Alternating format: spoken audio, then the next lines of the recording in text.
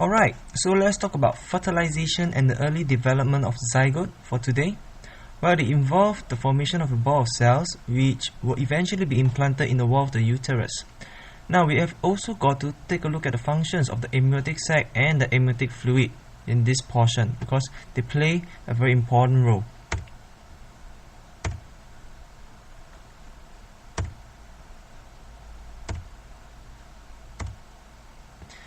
Now, during sexual intercourse, or in other words, copulation, there will be sexual arousal. Alright? So basically what will occur will be that the penis become erect, has blood is pumped into the spongy erectile tissue, semen containing millions and millions of sperm is ejaculated into the vagina, and the sperm, which is now found in the vagina, will swim up the fallopian tube or the oviduct to meet the egg. So as we can see here, alright, after the ovary has released an egg, very soon, if fertilization occur, alright, in the fallopian tube, it will form a zygote at the very beginning, eventually developing into an embryo, as you can see here. And this embryo will continue to move downwards due to the action of the cilia, alright, the finger-like projections which can be found in the fallopian tube, which will sweep the embryo down into the uterus, in which it will be eventually be embedded into the uterine lining. So fertilization occur, as we all know so well right now, alright, occur when the sperm fuses with an ovum to form a zygote. Take note, sex cells or your gametes, they are haploid, only one set of chromosome, whereas the zygote will be a diploid. During fertilization, the sperm has got to penetrate through into the egg. When the sperm make contact with the egg, the sperm acrosome, alright, which contain the enzyme, will be released, alright, will break down, and enzymes will be released. Now, enzymatic action, alright, will cause the dispersal of the follicle cells. So the follicle cells will disperse, and it will break down part of the egg membrane, alright, breaks down part of the egg membrane to allow the sperm to enter.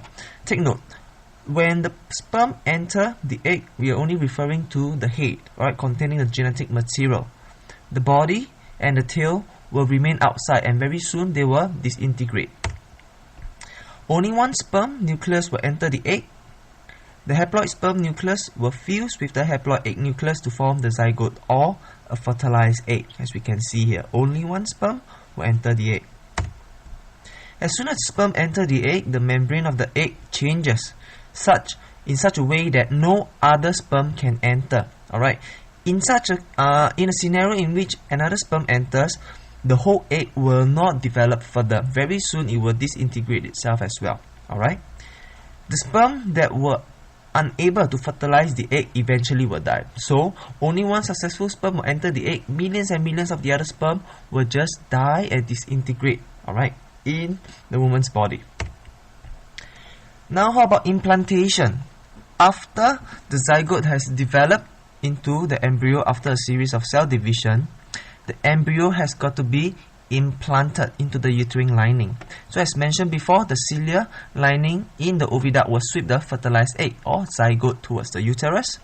As the zygote travels along the fallopian tube or your oviduct, it undergoes mitosis, your cell division, to form an embryo. It typically takes the embryo around 5 days to reach the uterus. So upon fertilization, after 5 days, it will reach the uterus. The embryo may still float freely in the uterus for around 2 days before it gets embedded into the uterine lining. Implantation refers to the event when the embryo becomes embedded into the uterine lining.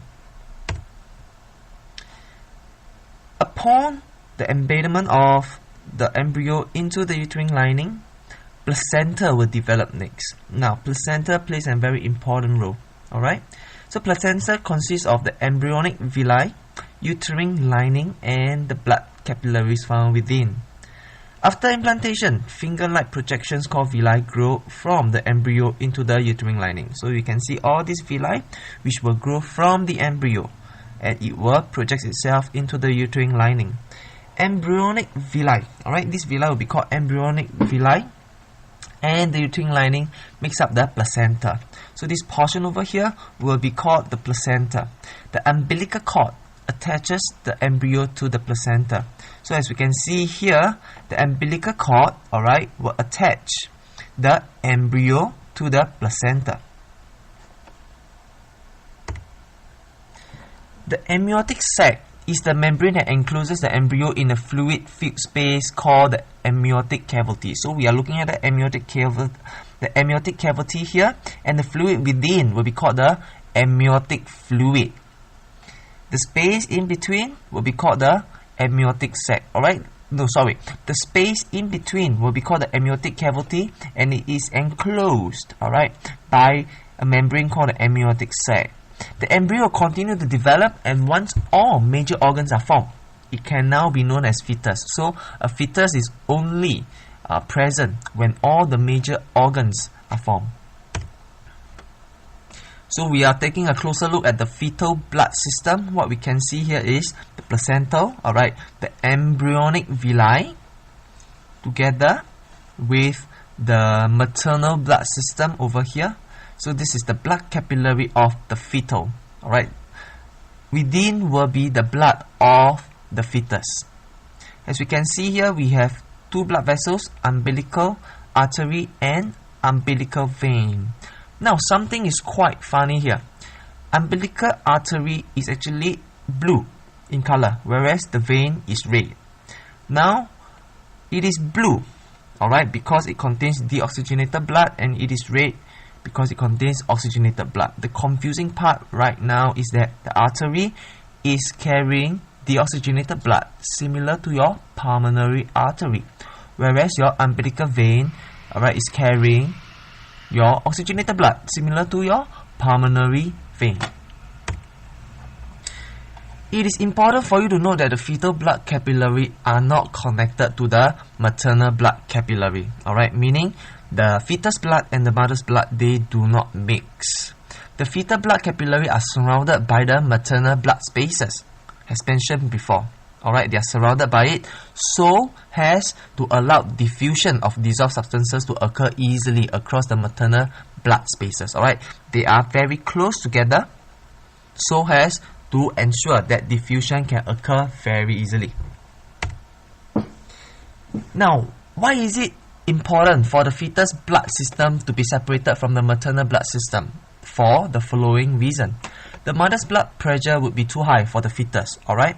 And if the blood pressure is so high within the fetus, many of the blood vessels will burst, and this is definitely detrimental for the fetus. The fetus and the mother's blood type may also be different, and if they are indeed different, the mixing of their blood will cause the maternal antibodies to cause the fetus blood to coagulate, alright, to stick together, to agglutinate. So this would be fatal to both the mother and the fetus. However, if the mothers and the fetus, they share the same blood type, it wouldn't occur. But because this is not guaranteed for, that's why nature has made it in such a way that the blood system of both the fetus and the mother, they do not mix. Function of the placenta, alright, as we have mentioned earlier, the embryonic villi and the maternal blood spaces, they form the placenta. Now, what is the function of the placenta? Firstly, it allows oxygen and food substances to diffuse from the mother's blood into the fetus blood. Now, the fetus, they need oxygen and food substances to develop, but they are unable to breathe by themselves, they are unable to ingest food. That is why all these nutrients has got to come in from the mother's blood. The fetus also have to excrete their waste. So, the placenta allows for the excretory products to diffuse from the fetus blood into the mother's blood. It is important for you to know the direction of the exchange of materials. Alright? Placenta itself also produces progesterone, alright, the female hormones that we mentioned earlier during the menstrual cycle. And one of the functions is to maintain the uterine lining, alright, to further thicken it further. Alright, to further thicken it. So it maintains the uterine lining. It also allows antibodies to diffuse from the mother's blood into the fetus blood to protect the fetus against diseases. So even though there's no mixing of blood, the antibodies of the mothers can still get across to the fetus for the protection of the fetus. Now, umbilical cord is made up of 2 umbilical artery and 1 umbilical vein, as you can see here, maybe not so clear in this diagram. The umbilical vein transport oxygenated blood and food substances from the placenta to the fetus. Alright, so this is the discrepancy here. We usually consider vein to be a blood vessel which will carry deoxygenated blood, but this is not the case here. Alright, and likewise for the umbilical artery. So they will transport deoxygenated blood and also your metabolic waste products from the fetus to the placenta. And once they have reached the placenta, these waste products will be delivered to the mother's blood, in which it will be excreted accordingly. So the mother is actually helping the fetus to excrete, to remove away its waste. The amniotic sac, in which we have mentioned before, encloses the fetus in the amniotic cavity. Alright, and it contains the amniotic fluid. We know this now. What is the function of the amniotic fluid then? Alright, it allows the fetus to move freely during growth. Alright, allows the fetus to move around, support and cushions the fetus. So in the event if, let's say, the mother, alright, actually suffers a slight knock, alright, near the womb, this amniotic fluid is still able to cushion the impact to a certain degree. It also lubricates the vagina during birth. Alright, protects the fetus against physical injury by absorbing shock, as mentioned earlier.